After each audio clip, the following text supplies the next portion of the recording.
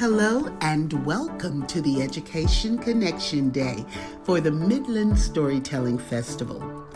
This program provides content for secondary level grades 7 through 12. Our tellers today are Charlotte Blake Alston of Lansdowne, Pennsylvania, and Bill Lepp of Charleston, West Virginia.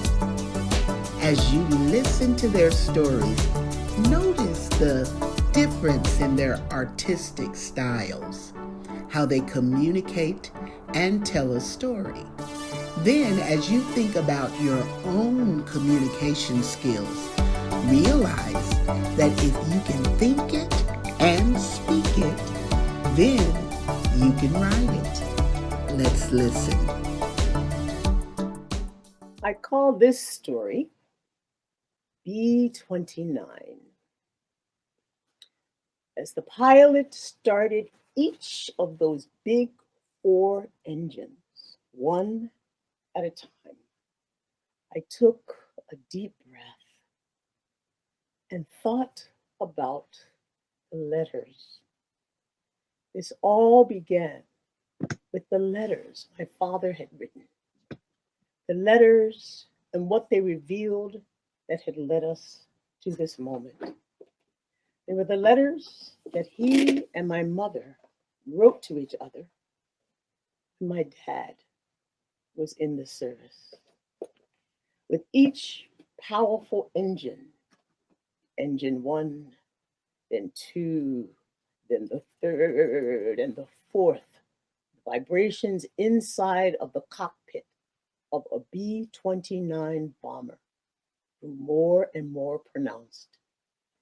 This was not going to be one of the sleek passenger jets that ferry us comfortably with peanuts or pretzels from one destination to another. This was a vintage World War II B-29 bomber. When I say vintage, what I mean, it was actually one of the planes that flew during World War II that had been decommissioned. Her nickname was the Super Fortress. She could fly farther than any of the planes that had preceded her. I sat there, staring at the hatch, just a few feet away from where I was sitting. The ladder that we had used to climb up into the cockpit was still there. There was still time for me to change my mind and make a hasty exit before anyone could grab me or stop me. I turned to look at my son. He offered a great big grin and an excited 2 thumbs up. When I turned back, the ladder was being moved and the hatch door was closed and secured. I was going to fly. In 1996, my siblings and I made the difficult decision to sell our family home. It was the home that held all of our childhood memories. My father purchased the house at 1234 South 22nd Street in 1946, the year after he returned home from active military service in World War II. My siblings, their spouses, and I went through drawers, file cabinets, bureaus, boxes, meticulously examining each item before making a decision about its value and whether to keep it or to let it go. I found the letters in a box in a side cabinet on my mother's dressing table.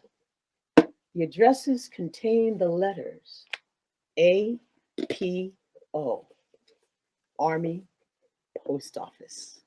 These were the letters my parents had written to each other during my dad's service in the war. I glanced at a few of them and then placed them back into their envelopes. I placed the envelopes in a box with other items that I had claimed from my parents' house. Nearly all those items sat in closets in my home for several years.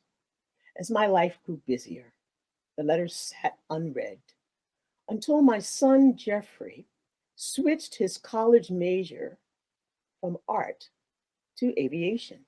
He had discovered an aviation program at the school and gone to take a test flight, or as they had listed it, a sample flight. And I said to him, "Do you sample a flight or do you actually fly?" Is that but at any rate, he changed his major to aviation. And when he did that, his required coursework included flight lessons. And it hit me at that moment. And I said, "You know, your grandfather served on a plane when he was in the service. He was in the Army Air Corps. There was no Air Force at that time. You, Jeff, may actually be carrying on your grandfather's legacy of flying." I began to search for my father's military papers among the things I had taken from my parents' house, and I found them with the description of his training and active duty assignments.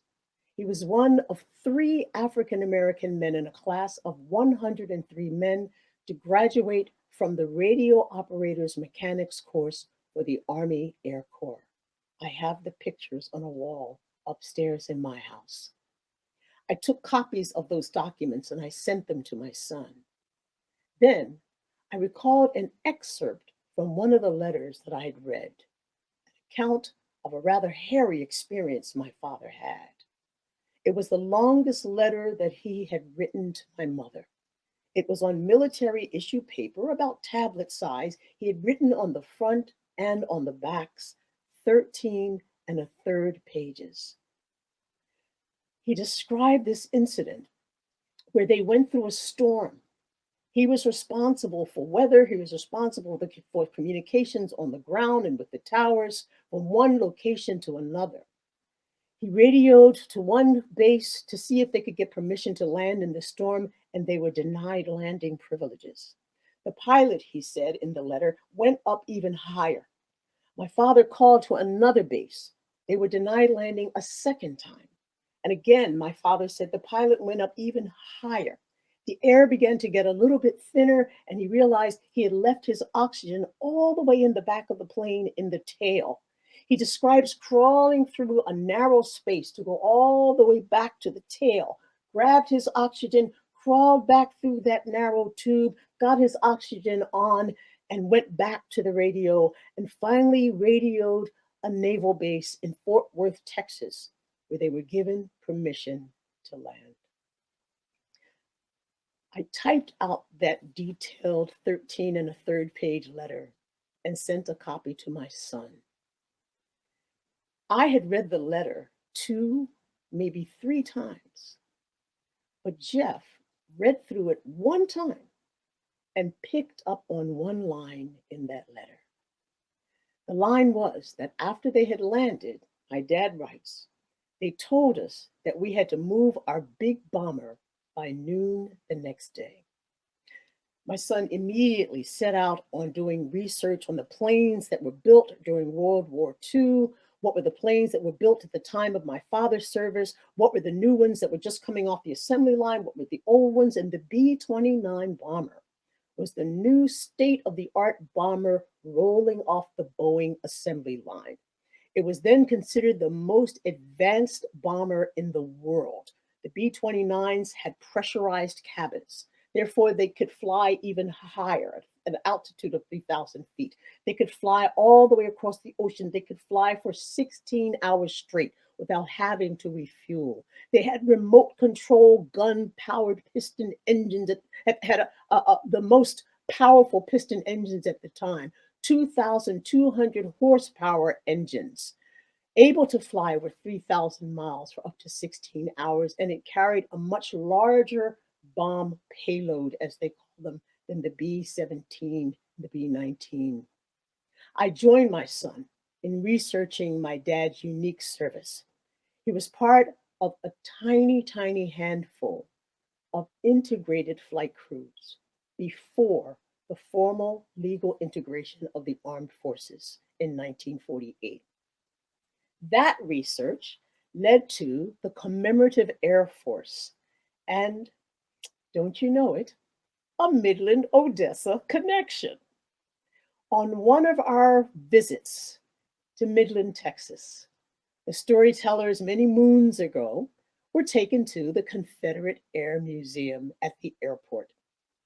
The museum was created by two gentlemen who, after coming across rusted, decommissioned World War II planes, decided to restore them as a way of honoring those who served in our nation's wars. Several years later, they moved their base of operations from Midland to Dallas, Texas, and renamed themselves. They were no longer the Confederate Air Museum, but the Commemorative Air Force. My son's research inspired me to join him in his quest to learn more about my father's unique military service. And that research led me to that website. I looked at the website and I saw that they sponsored air shows all around the country. The air shows included vintage planes of all sorts, trainers that pilots honed their skills in, two-seater biplanes, in addition to the bombers that had actually been used in combat, all restored and flight ready. I also saw that they offered the public opportunities to tour the insides of the planes or to actually take a short flight inside of them. I thought of all the research that my son had done, all the information that he had uncovered, and I decided that as a special gift to him, I would purchase a seat for him and give him an opportunity to actually be inside of this B 29 bomber his grandfather would have been in and take a short flight. I didn't tell him at the time, but I also purchased a seat for myself. My son had the flight observer seat. I purchased the radio operator's seat, the spot that my dad would have occupied. When the time got closer, I did tell my son finally that I had purchased a ticket, but I wasn't sure if I was going to fly. I said, "You can tour the plane on the ground. I don't need to leave the air." He said, "Well, what is the problem with that? Do you think you're going to get emotional?" I said, "No, they're old planes, son. It's like going into a battered soup can with some propellers on it." He said, "No, it's not. It's not that bad." But even on our way to the airport in Trenton, the Mercer Airport in Trenton, New Jersey, I still was not sure if this was what I really was going to do.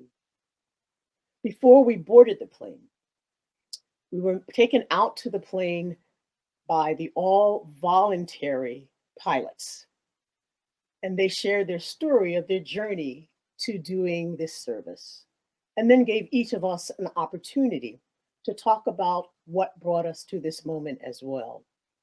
It just so happened that day that 100-year-old Bob Voucher was there to take a flight. Bob, it turns out, was a test pilot for the B 29 bomber. He said at that time you had to be really skinny to get into the cockpit. He was about 22 years old. He said, "I flew 117 missions." He said, "I only got in trouble one time." Bob was there in his wheelchair, but he was ready to climb up that ladder and get into that cockpit area.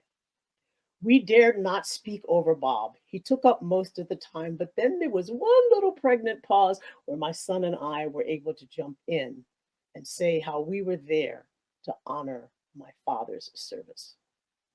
And up the ladder I went, got in and sat down.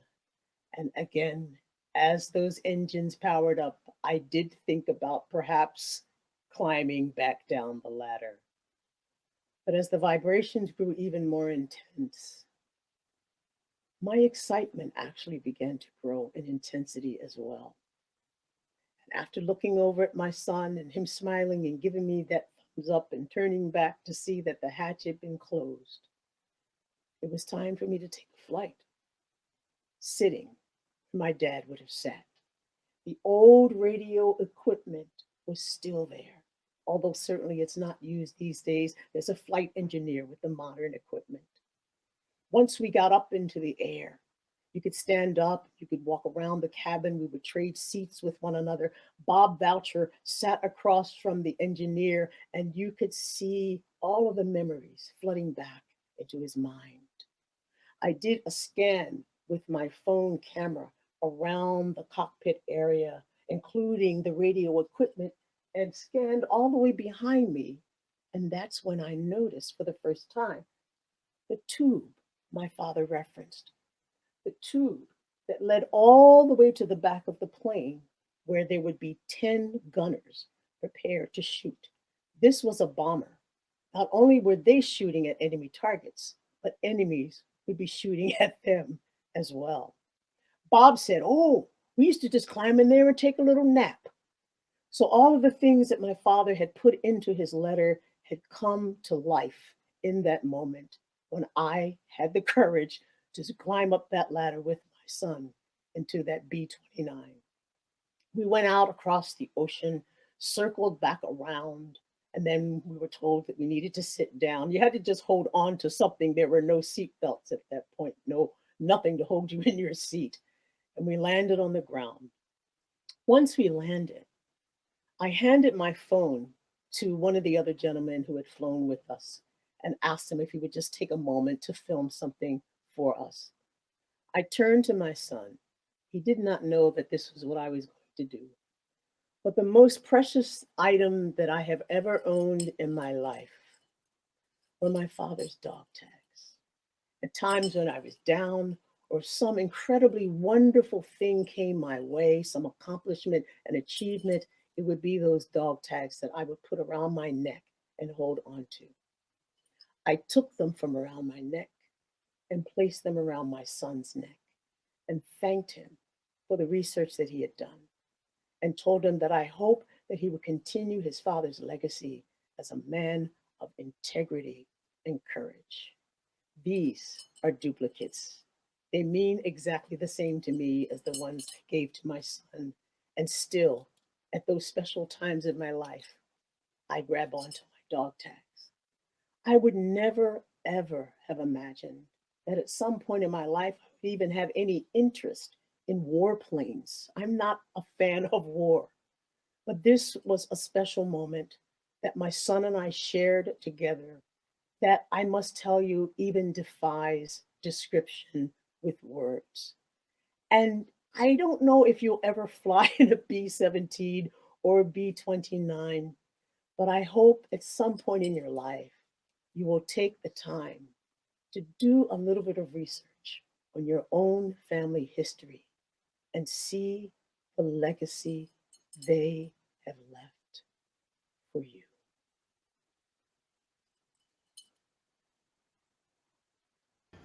I went to elementary school at Half Dollar Elementary School in the booming metropolis of Half Dollar, West Virginia. And my fourth grade teacher was a woman named Mrs. Baird. And no offense to any teachers in the audience, no offense to any of your teachers, Mrs. Baird was the single greatest teacher that ever lived. And this is why. Our entire fourth grade year, she never once yelled at us, she never raised her voice. Instead, what she did was, the very first day of school, she walked into the classroom. We had two chalkboards in our classroom, one way at the front of the classroom, one way at the back of the classroom. She walked into class the first day, she went to that back chalkboard. She took a piece of yellow chalk and she wrote each student's name on the chalkboard.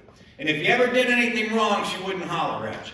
She'd just walk to the back of the classroom, pick up a piece of purple chalk, and make a mark beside your name. Clearly, this was in the days before privacy laws. And if you could go all week and get 3 or fewer marks beside your name, you got a lollipop at the end of the week. Yeah? And we worked hard for those lollipops. I can tell you that my entire fourth grade career, I got 3 lollipops. And one of those I was sick 4 days that week. About the only person who consistently got a lollipop was a little girl named Alicia Snitch. It was a terribly unfortunate name. And Alicia had gotten so many lollipops our 4th grade year that she was going to need dentures long before she needed braces. But even though we loved Mrs. Baird so much, we had one problem with her, one nagging suspicion. And this is what it was. When I was in the 4th grade, a long, long time ago, there was a television show called Wonder Woman. And it was a live-action show with real actors and actresses. It was so old that we called them actresses. And the actor who played Wonder Woman was a lady named Linda Carter. And my 4th grade teacher, Mrs. Baird, looked exactly like Linda Carter. And we were not as sophisticated as 4th graders are today. We didn't know where to draw the line between fact and fantasy. And so we thought if our teacher looked like Linda Carter, and Linda Carter played Wonder Woman on television, we jumped to the logical conclusion that our teacher was Wonder Woman. And we decided it was our responsibility to force her to reveal herself as Wonder Woman. Now, we knew we couldn't just go up and ask her, right? We couldn't just walk up and be like, excuse me, Mrs. Baird, are you Wonder Woman? Because if she'd have been a superhero, she'd have been too smart for that, so we had to come up with a plan. Now, everybody in the whole class thought she was Wonder Woman except Alicia Snitch. So we'd go in the lunchroom, and we'd have these really deep, intellectual, philosophical 4th grade arguments. I would say something really profound, such as, I propose the theory that Mrs. Baird is, in fact, Wonder Woman. And then Alicia Snitch would say something really intelligent like, to which I would naturally respond, And here's what I want to do, okay? And we're going to switch in a minute, so don't get mad. But you people on this side of the room, you are Alicia Snitch.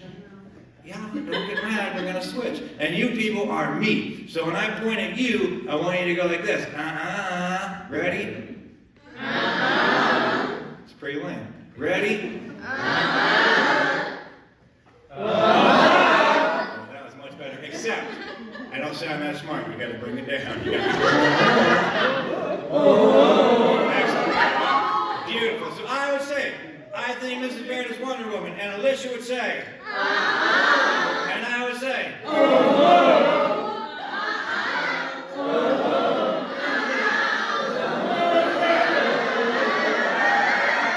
excellent.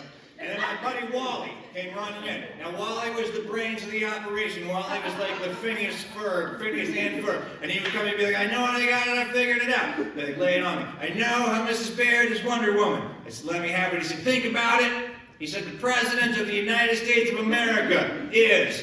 Now, some young person not sitting within whispering distance of an adult. Tell me who the president was in 1978. Are you an adult?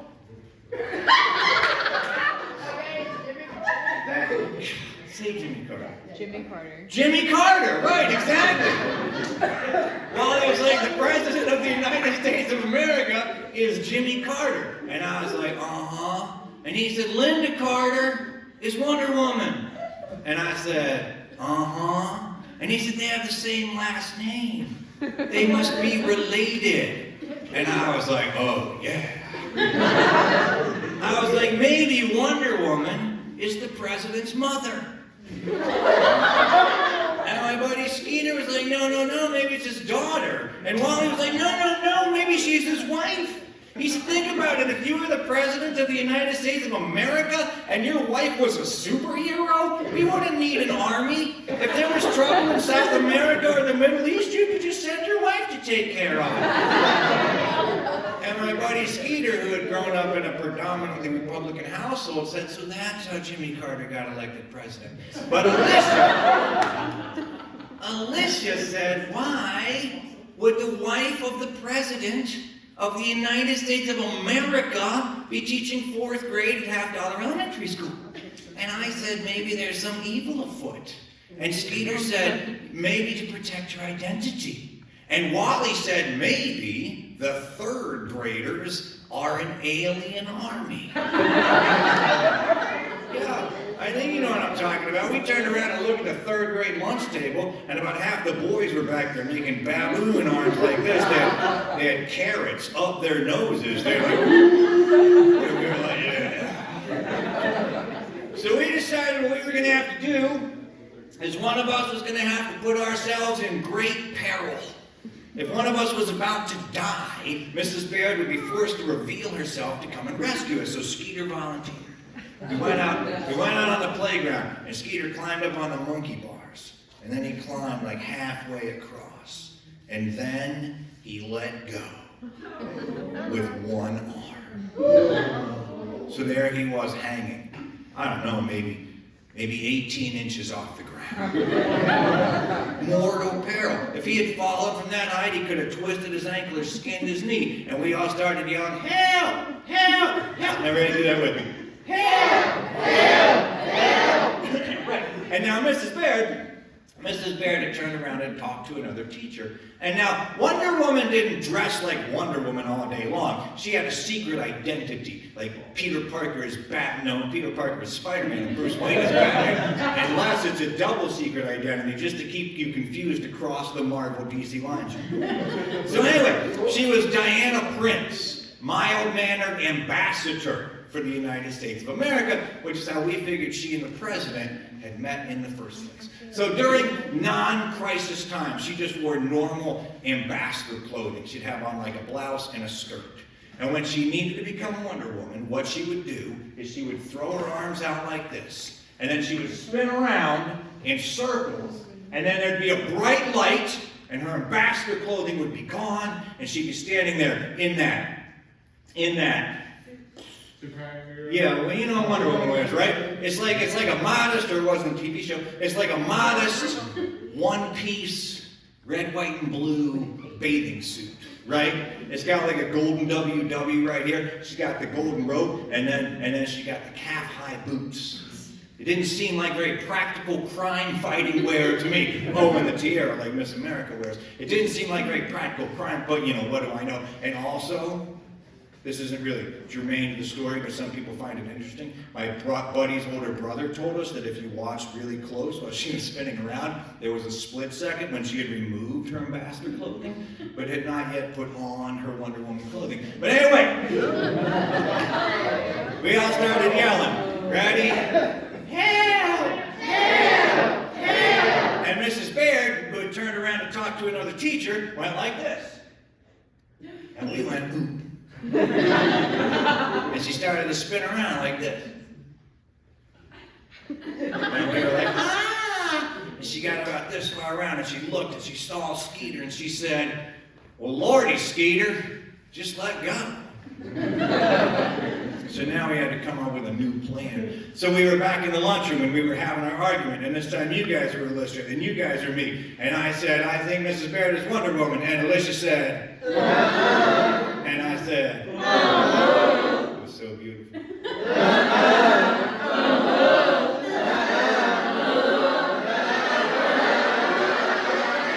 And while I came running in, I got it, I know, and I figured it out. I said, lay it on me. He said, think about it. He said, Metropolis is a long way from $50 West Virginia. Wonder Woman might need to be able to get there at a moment's notice to save the world. I said, uh-huh. He said, therefore, she can't just drive her car to school every day. She'd never be able to get to Metropolis quick enough in a crisis. I said, uh-huh.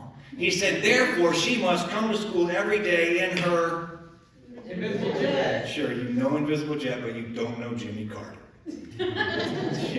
Right. He said, therefore, she must come to school every day in her invisible jet, and if she comes to school in her invisible jet, she must park it in the teacher's parking lot. Right. So, we thought since the invisible jet was invisible, it must be made out of really clean glass. So if you hit it with a pebble, it would go tink. And if you hit it with a large enough rock, what would happen? It would shatter. And we thought if we could shatter the invisible jet, Mrs. Baird would be forced to assume that the Legion of Doom was rising up out of the woods. She'd spin around, turn into Wonder Woman, and come and save us. So the teacher's parking lot was right beside the playground. And every day during recess, we'd walk out to the edge of the playground. We'd be like, we'd whistle. Because if you whistle, Nobody knows you're up to anything. And then real nonchalantly, we'd be like, and we'd pick up pebbles. And then very surreptitiously, we'd be like, and we would throw those pebbles into empty-looking spaces in the teacher's parking lot.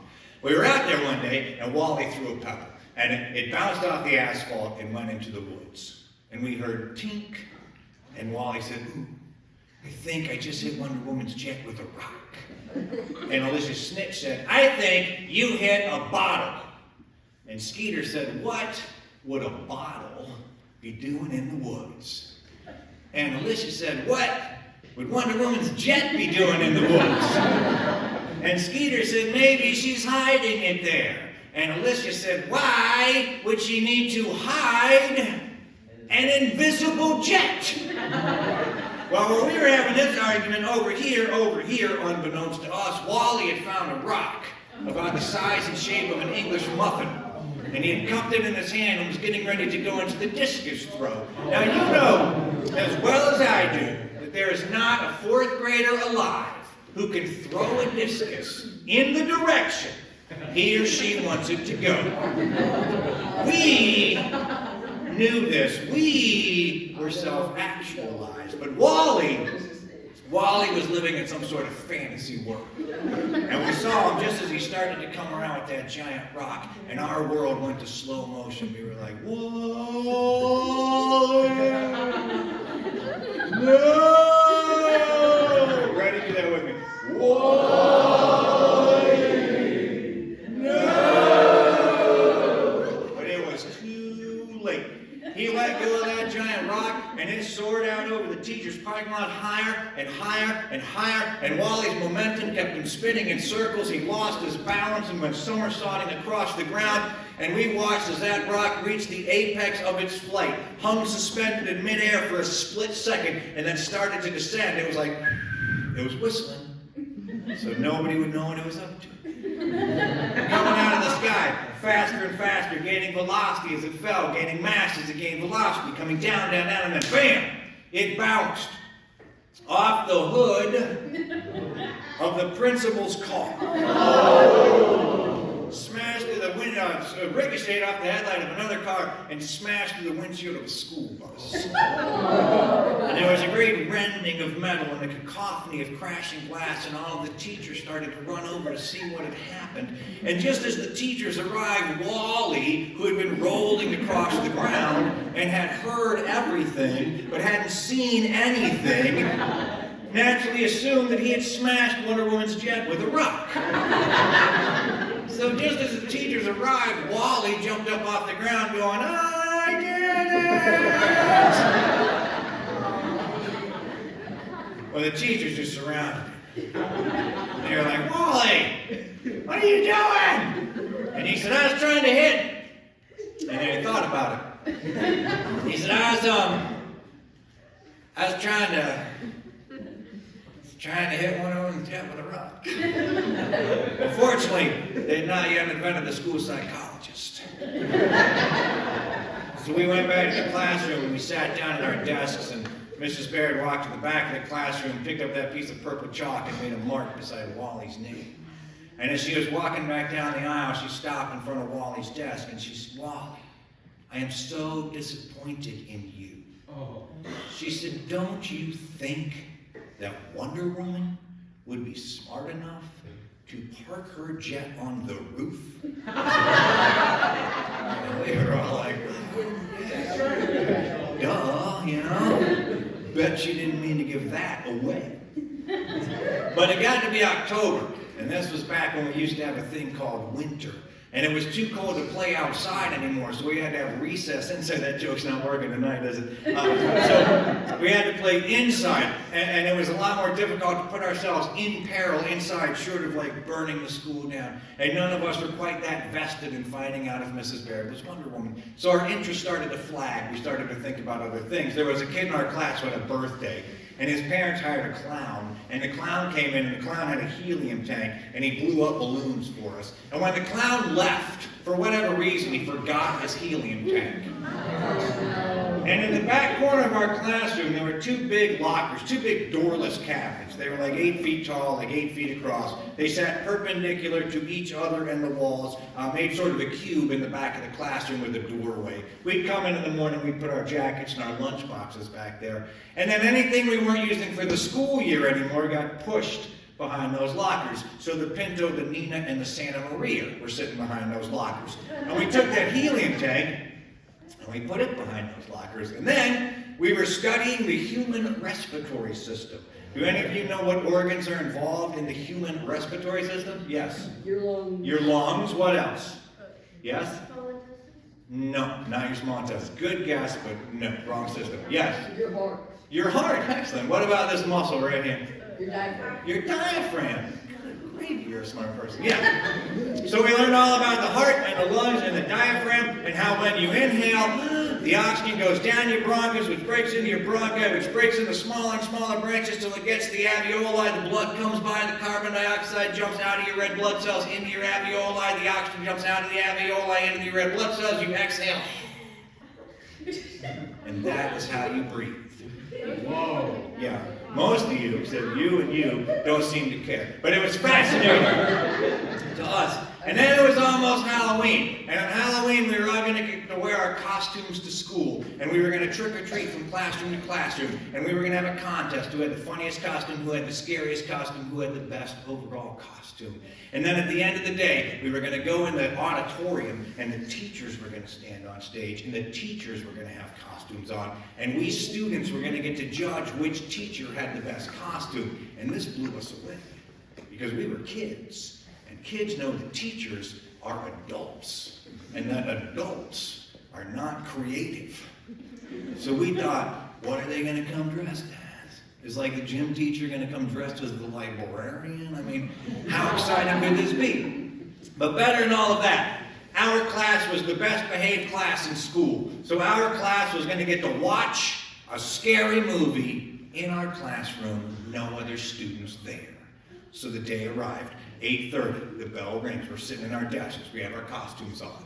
No Mrs. Baird. Our costumes were like doctors and nurses and football players and cheerleaders and lawyers and astronauts and scuba divers and other non-gender specific costumes. 8:35, no Mrs. Baird. 8:40, no, we were distraught. We did not want to have a substitute teacher on the best day of our lives. And finally, at 8:45, the classroom door opened up, and Mrs. Baird came in. She was pushing a cart, and on top of the cart, there was a lump. And on top of the lump, there was a big piece of brown butchered paper. And she said, come here, I want you guys to see something. And we got up, and we gathered around that cart. And she said, you guys have done such a good job studying the human respiratory system that I have a surprise for you. And we were thinking, cupcakes. But she grabbed that piece of paper, she pulled it off that cart, and underneath that piece of paper was the complete set of raw cow lungs. Still steaming from the butcher shop. She said, I want you guys to see how lungs inflate and deflate. She reached under that cart and she pulled out a spool of like 50 yards of surgical tubing, like that clear hose you see in a fish tank. She cut off like a 12-inch straw, stuck it down into those lungs. She took a deep breath. She said, remember, only exhale. Don't inhale. And she went, and it was amazing. Those lungs started to inflate. They started to expand. They were like, they didn't really make that noise. That's just an illustration. If they really made that noise, all cows would go mad. But then, she gave us each our own piece of tubing, and we each got to stick it down those lungs. We each got to try and inflate those lungs. Now, I was tough. I was mean. I was macho. I was a 4th grader. I was like 3 feet tall. I weighed 76 pounds. I wasn't just going to make those lungs expand. I was going to make those lungs explode. Took my piece of tubing, stuck it down into those lungs. I took a deep breath. I was like,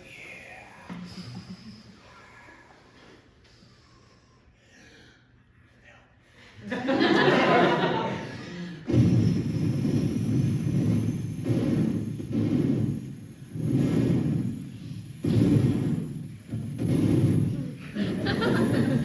And those lungs were like, I could get him to do. Finally dawned on me that I had the lung capacity of a Dixie cup. So then, all the boys, we all got around at once, we were all sticking our tubes down there, we were all blowing it. We were in costumes, there were zombies and Draculas and werewolves and Wookiees. Hard to tell the difference between the werewolves and the Wookiees, but we knew who was who. We never could get those lungs to explode, so finally that got boring. So we took those lungs and we pushed them behind the lockers with the rest of the detritus from the school year, and we got ready to watch our scary movie, and the movie was The Blob. And The Blob was an old movie when I was in the 4th grade. If you ask your adults about it, don't call it a movie, that will confuse them. Call it a picture show. Then they'll know what you're talking about. But what happens in The Blob is a meteorite crashes into Phoenixville, Pennsylvania. It cracks in half. Inside there's a blob. It's about the size of a volleyball. Looks like it's made out of red jello. It's just kind of going, and it can roll like half a mile an hour. And yet it is able to chase down healthy adult human beings running as fast as they can. And what happens is it gets on you, and when it gets on you, it just consumes you. And the more people it eats, the bigger it gets. And I know what you're thinking. You're bright young people. You're thinking, well, duh, it's a ball. Just run uphill or shut the door. Come on up. There's this one scene, there's a lady in a bathtub, but it is 1958, so there are a lot of bubbles. And she's in the bathtub, and she's like, oh, this is so relaxing. And the blob rolls up to the bathroom door, and we're like, she's cool, the door's shut. And then the blob just kind of goes, and it starts to ooze under the door, and we're like, lady, watch out! And she's like, oh, I just needed this after that horrible week with those horrible children at that horrible school. And we're like, lady, watch out! And then the blob's creeping up the side of the tunnel, we're like, lady! And she was like, oh, and then boom, and she's gone.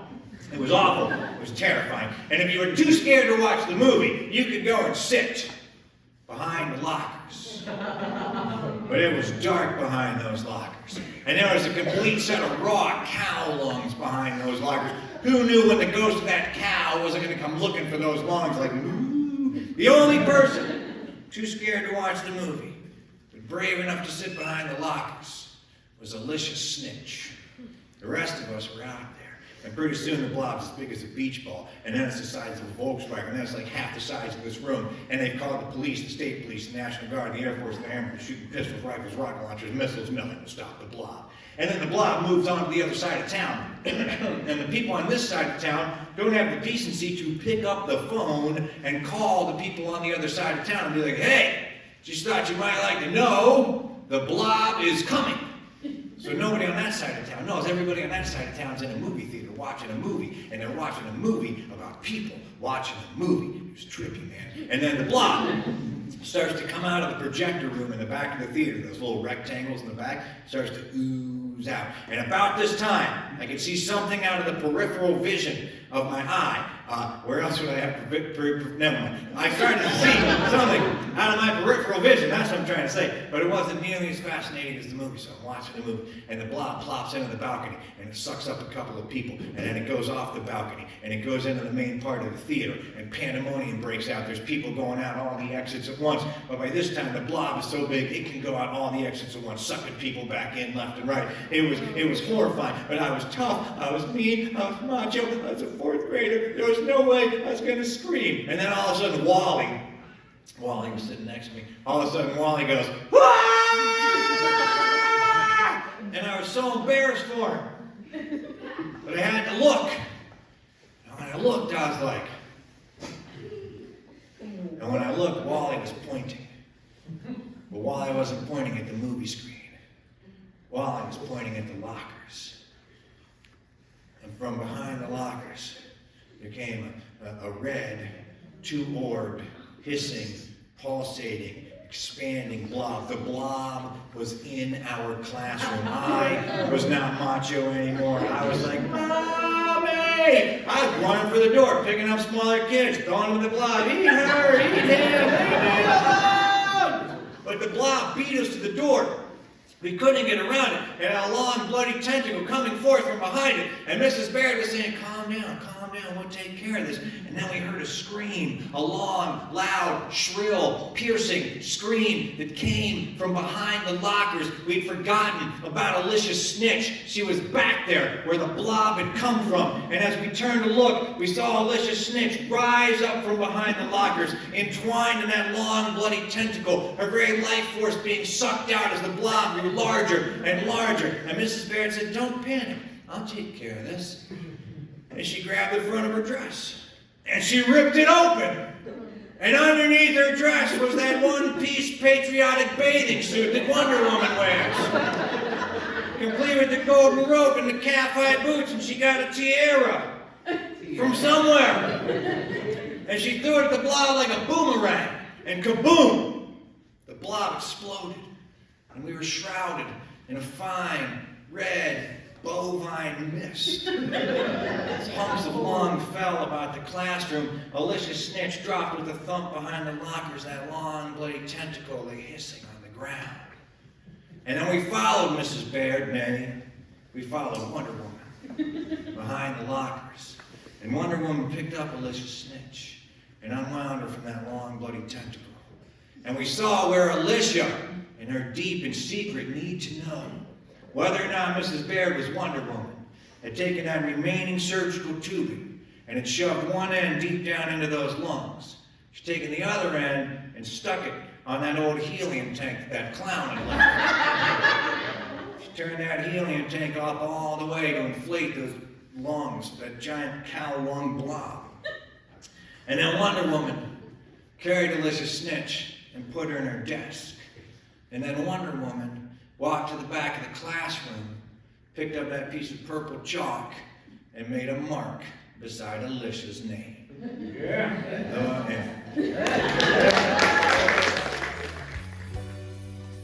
Please join us for the remainder of our festival. Go to our Facebook page or our website at midlandstorytellingfestival.org to see the full festival schedule. Then keep it locked right here on our YouTube channel. Like, comment, share, and subscribe. Tell everybody. And thank you for watching.